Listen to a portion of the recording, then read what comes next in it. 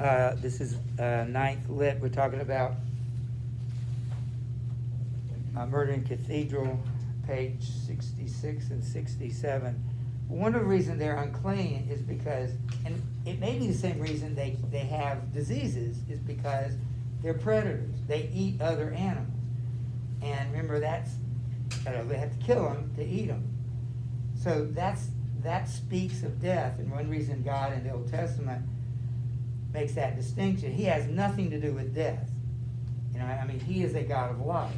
And so anything that has to do with death has to do with sin, and sin has to do with death. So he is living and holy. I think that's an idea we don't hear enough of, that the clean living that God calls us to live is life.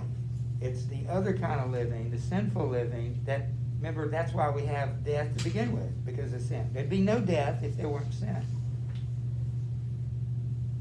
So she uses imagery to carry this idea about death.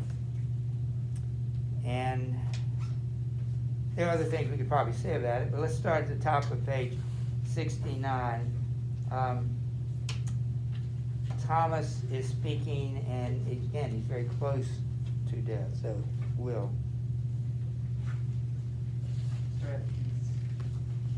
Peace, correct. Peace, and be at peace with your thoughts and visions. These things had to come to you, and to you to accept them. This is your share of the eternal burden, the perpetual glory, which is one moment, but know that another shall pierce you with a sudden painful joy. When the figure of God's purpose is made complete, you shall forget these things, toiling in the household. You shall remember them droning by the fire, when age and forgetfulness sweeten memory. Only like a dream that has often been told and often been changed in the telling, they will seem unreal. Humankind cannot bear very much reality. Would you circle the words God's purpose? There's a lot he says there we don't need to get into, but if you circle God's purpose, that's, remember, a theme now for Thomas, is that if he's going to be a martyr, it's because God meant him to be, not that he chose to be one. So our priest, you guys, right? You're the priest. Jude, why don't you read it, my Lord. My Lord, you must not stop here to the minster, through the cloister, no time to waste. They are coming back armed to the altar, to the altar. So you'll see this thing, that the priests are going to try to protect him, just like Peter wanted to protect Jesus. He didn't want Jesus to die. And remember, Jesus said, "Get behind me, Satan," because that's why I came, to die. And I will die. And so these guys are trying to protect Thomas. Will. All my life they have been coming, these feet. All my life I have waited. That will come only when I am worthy. And if I am worthy, then there is no danger. I have therefore only to make perfect my will. Okay, look at question number 30. What does he mean, death will come only when I'm worthy? How can you be worthy of dying? We kind of answered this in the interlude, yeah. I was gonna say, like, in battle, or when you have accomplished something big. What does that have to do with I am going to die when I'm worthy? Our death will come only when I'm worthy. Make that connection. No idea. Okay. Yeah, Reese. And God will only have them die when he's ready to enter heaven. all right, you want to add to? He will die when God chooses him to be in heaven. Yeah, those two answers are really good. God is, even your death and my death, we may not be martyrs, probably won't, but God will determine that day. That day has been determined. And so he's saying, it's totally up to God. He says, when I'm worthy, when he says I'm worthy, is what he really means. It's not when I feel like I'm worthy, because I don't have anything to do with this. It's God's determining that. So the priest again, and you can read it. My Lord, they are coming. They will break through presently. You will be killed. Come to the altar.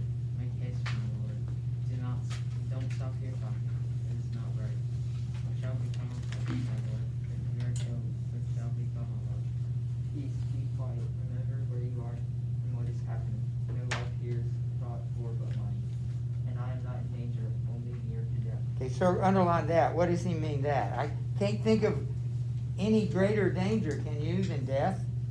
I can think of a lot of things that are dangerous, but doesn't it, they all point to the worst danger is death? So he says, I am not in danger, only near to death. What does he mean by that? Lauren, what do you think? I'm not in danger, only near to death. Duh, that's, what, isn't that it? Isn't that the danger? What do you think?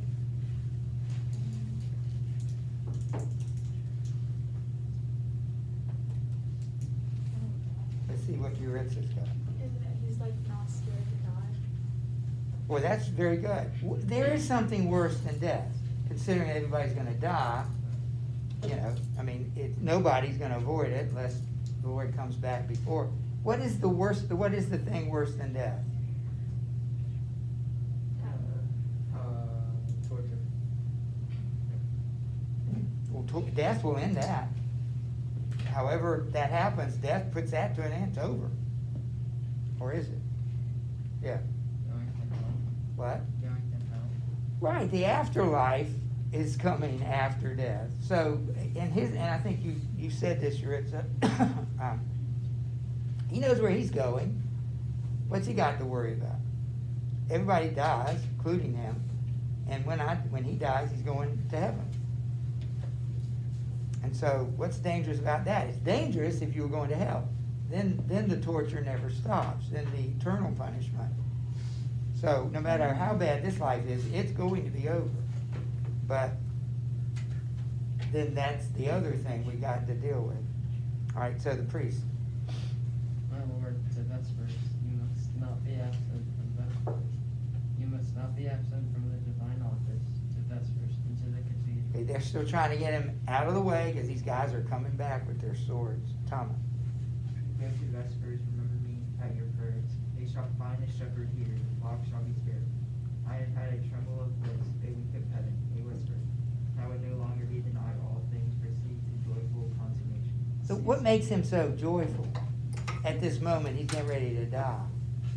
It says, I have a tremor of bliss, a wink of heaven, a whisper, and I would not be denied. All things proceed to a joyful consummation. It goes back to the last question. What's he excited about? He's excited. Wouldn't you be? If in the next second you knew, I'm going to see Jesus. After all these years, I'm actually going to see him, and life's going to be perfect. You know, who would fear death if that's what was your conviction? You know, so he's going to stand. He's going to wait for the guys. He said, I'm not running away. If they want to kill me, they have to kill me. But and at the other hand, he's thinking, man, I'm going to be in heaven within minutes. I'm going to be in face to face with Jesus. So he knows where he's going. Yeah, Isn't it all the priests? it is. If they want to join in, they can. But keep going. Seize him, force him, drag him. Keep your hands off. See what they're trying to do? They're trying to save his life. Keep going. To Vespers buried. Rachel. They drag him off on the chorus speed. The scene is changed to the cathedral. While it dies away, the sun will light him by the fire in the distance. Numb the hand and dry the eyelids. Still the horror, but more horror than one tearing in the belly. Still the horror, but more horror than one twisting in the fingers, than one splitting in the skull. More than footfall in the passage, more than shadow in the doorway, more than fury in the hall. The agents of hell disappeared. The human they shrink and dissolve. Into dust on the wind, forgotten, unmemorable. Only is here. The white, flat face of death, God's silent judgment, and behind the face of death, the judgment, behind the judgment, the void, more horror than active shapes of hell. Emptiness, absence, separation from God. Horror, the effortless journey to the empty land, which is no land, only emptiness, absence, the void. For those who are men can no longer turn the mind to distraction, delusion, escape into dream, pretense, where the soul is no longer deceived, where there are no objects, no tones, no colors, no forms to distract, to divert, deceive, to divert the soul from seeing itself. Fully united forever, nothing but nothing.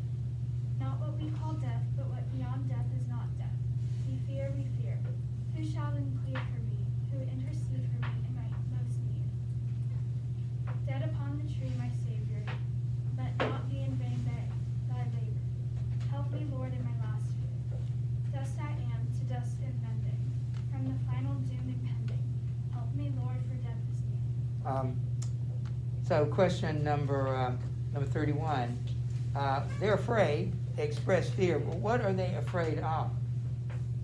Thomas is dead. But why are they afraid of that? Why are they afraid, what's gonna happen to them when he dies? What are they afraid is gonna happen to them? Well, he was their champion, so what do you think they're worried about? They're worried about not having a champion, taken advantage of. They're worried about what's gonna come now that they don't have anybody looking out for them. They're on their own. He describes hell. It's not one of the questions, but I want you to address it. What is hell like, according to this? There's one theme that he stresses. Behind the judgment, the void, more horrid than active shapes of hell. Emptiness, absence, separation of God. The horror of the effortless journey to the empty land, which is no land, only emptiness, absence, void. Where those who were men can no longer turn the mind to distraction, delusion, escape, into dream, pretense, where the soul is no longer deceived, for there is no objects, no tones, no colors, no forms to distract, to divert the soul from seeing itself foully united forever, nothing with nothing.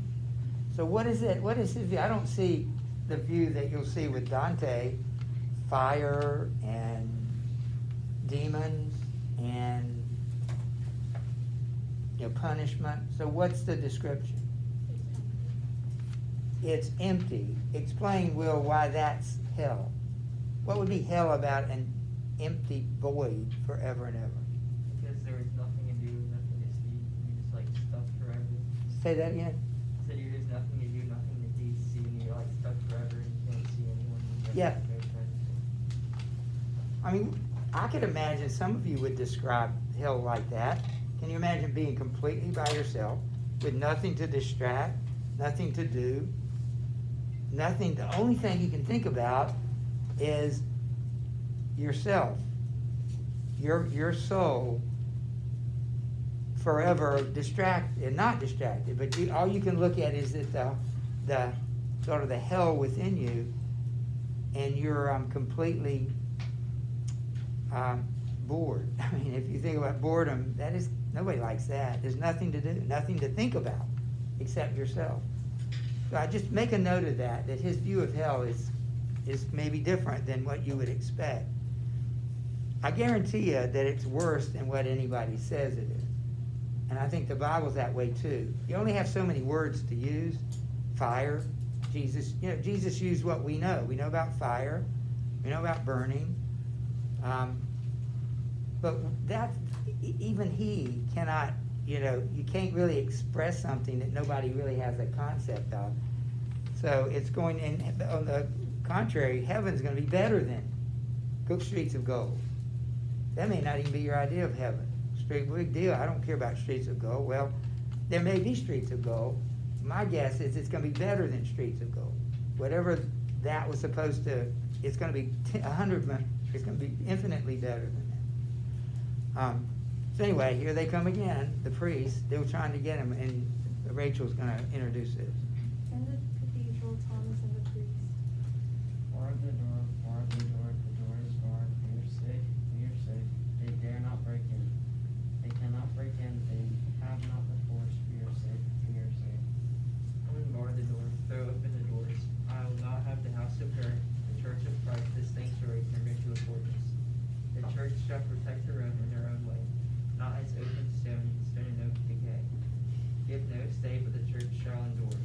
The church shall be open even to our enemies. Open the door. My Lord, these are not men, these come not as men, but like men and beasts. They come not like men, we respect the sanctuary, we kneel to the body of Christ, but like beasts. You had barred the door against the lion, the leopard, a wolf for the door. Why not more? Against beasts with the souls of damned men, against men who had damned themselves to beasts. My Lord,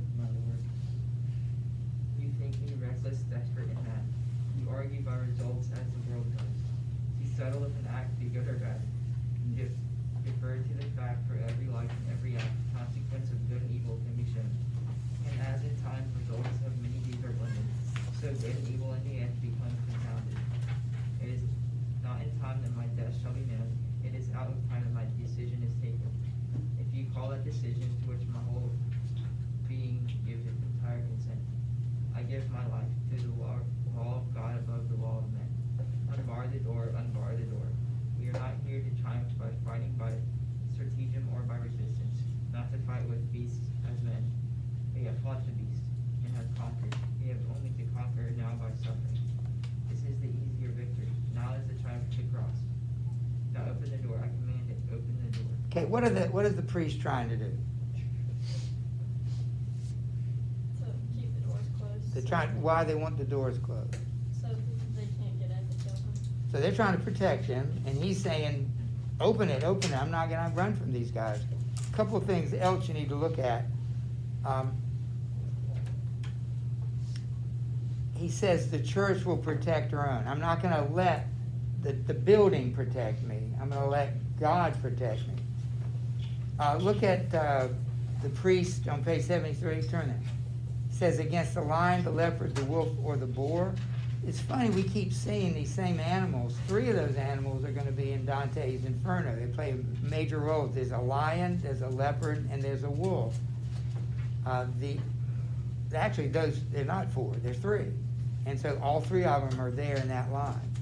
So Dante, for whatever reason, and it's the other way around, Eliot uses those 3 probably because of Dante, because Dante wrote about 1,000 years earlier, almost 600 years earlier. Okay, and then notice this, underline this.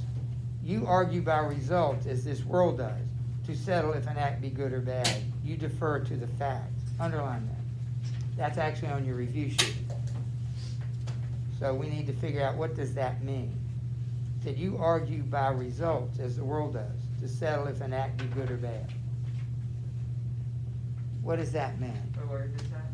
It's page 73, Thomas, second line under Thomas's bottom statement there.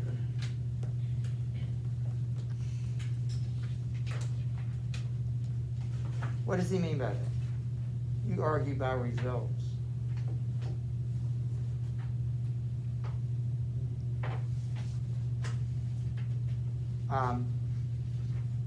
So, in other words, if you win, that means you're good. Do the good guys always win? No. So, if you argue that the results determine who's right and wrong, that would be like that trial by combat in Song of Roland. The good guy doesn't always win. The right doesn't always win. Sometimes the wrong wins. And he's saying that's the way the world does it. You look at the result. Is it possible to have lost, say, a game if you're in a, I mean, that's silly to begin with, because Greensboro Day is right because they beat Caldwell. Of course, that's ridiculous. Just because they beat Caldwell, what does that mean? Does that mean they're a better school? No, not at all.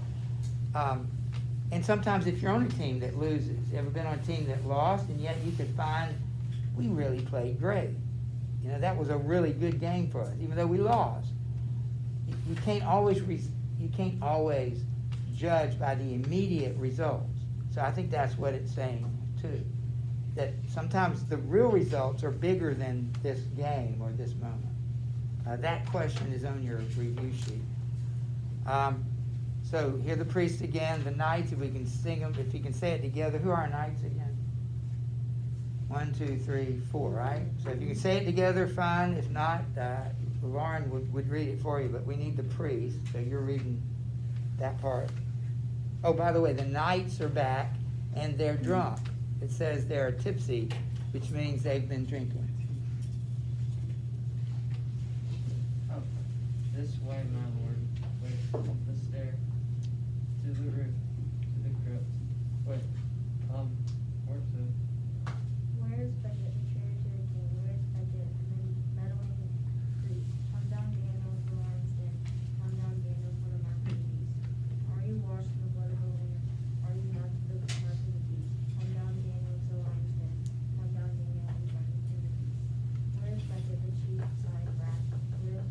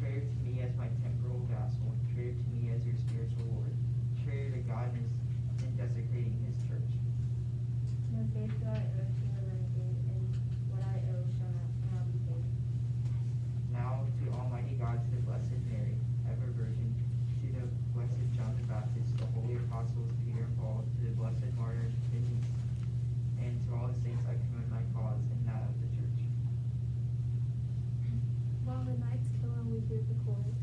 All right, so the chorus is back. So he's dead, or he will be. They're dead. They're going to kill him. Those were his last words. I'd write that in the margin. I wrote that. These are the last words of Thomas.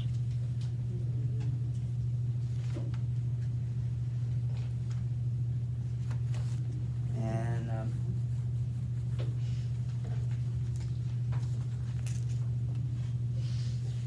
all right, Emily, why don't you? Clear the air, clean the sky, wash the wind, take some from the stone and wash them. The land is foul, the water is foul, our beasts and ourselves defiled with blood. A rain of blood has blinded my eyes. Where is England? Where is Kent? Where is Canterbury? Oh, far, far, far, far in the past. And I wander in a land of barren bows. If I break them, they bleed. I wander in a land of dry stones. If I touch them, they bleed. How can I ever return to the soft, quiet seasons? Night stay with us, stop sun, hold season, let the day not come, let the spring not come. And I look again at the day and its common things, and see them all smeared with blood through a curtain of falling blood. We did not wish anything to happen. We understood the private catastrophe, the personal loss, the general misery, living and partly living. The terror by night that ends in daily action, the terror by day that ends in sleep. But the talk in the marketplace, a hand on the broom, the nighttime heaping of the ashes, the fuel laid on the fire at daybreak. These acts marked a limit to our suffering. Every horror had its definition. Every sorrow had a kind of end. In life there is not time to grieve long. But this is entirely out of life. This is out of time. The instant eternity of evil and wrong. We are soiled by filth that we cannot clean, united to supernatural vermin. It is not we alone, it is not the house, it is not the city that is defiled. The world that is wholly foul. Clear the air, clean the sky, wash the wind. Take the stone from the stone, take the skin from the yarn. Take the muscle from the bone and wash them. Wash the stone, wash the bone, wash the brain, wash the soul, wash them. The knights, having completed the murder, advance to the front of the stage and address the audience. Well, let's get caught up, because this is truly the last scene. Let's just get caught up with the questions. Look at number 32. How do you explain the difference between the archbishop's response to the knight's impending arrival as compared to that of the priest? Remember, the priests are trying to protect him, and Thomas refuses to be protected by them. Why? Why is he refusing to be protected? Mallory, why would he refuse to be protected?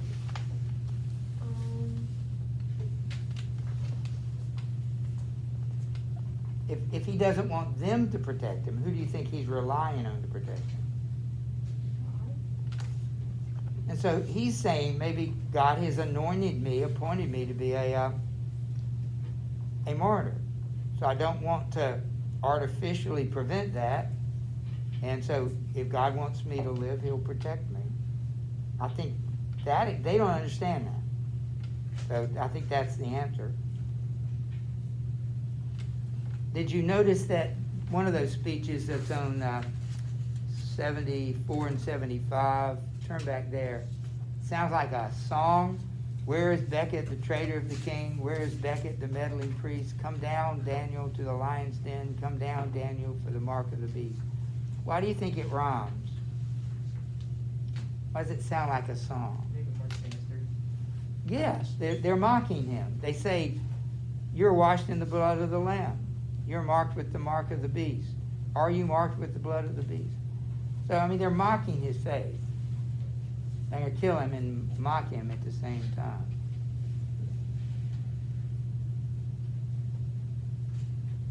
All right, 34. Is the Archbishop brave or foolhardy with his life? This is your opinion, but I'd like to hear somebody's answer. Emily, what do you think? I say brave because he wasn't scared to die. Say that again. Brave because he wasn't scared to die. Right.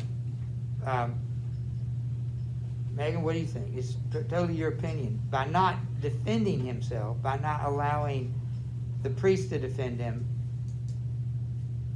Is he being foolish or is he being brave? Why? Why do you say that?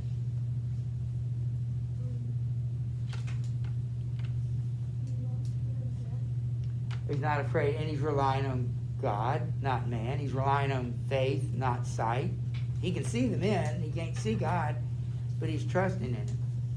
And by the way, he does die. So does that, yeah, do you have, I think he's foolhardy because he like told them to kill him.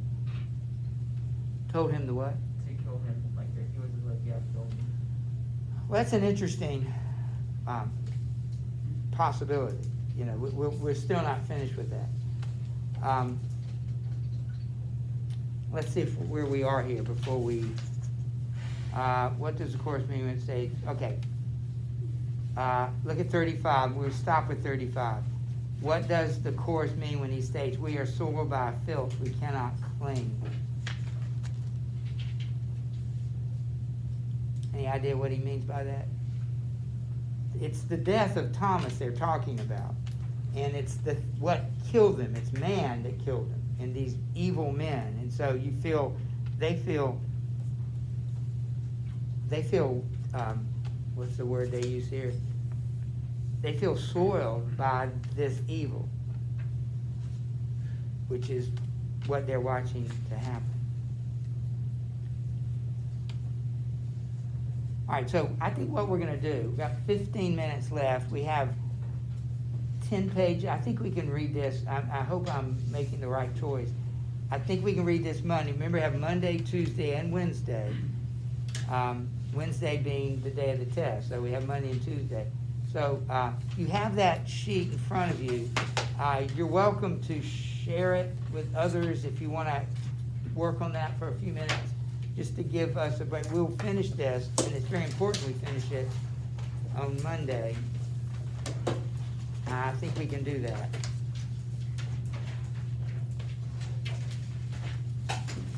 So again, this sheet is due Monday, so you can't answer all of it because we haven't gotten there yet. So there's some of the questions. Let me check those. I tell you what, I'll check it after we read it on Monday. I won't check it first thing. So find somebody you can work with or just alone, and I need to see some action on those questions. Oh, the question.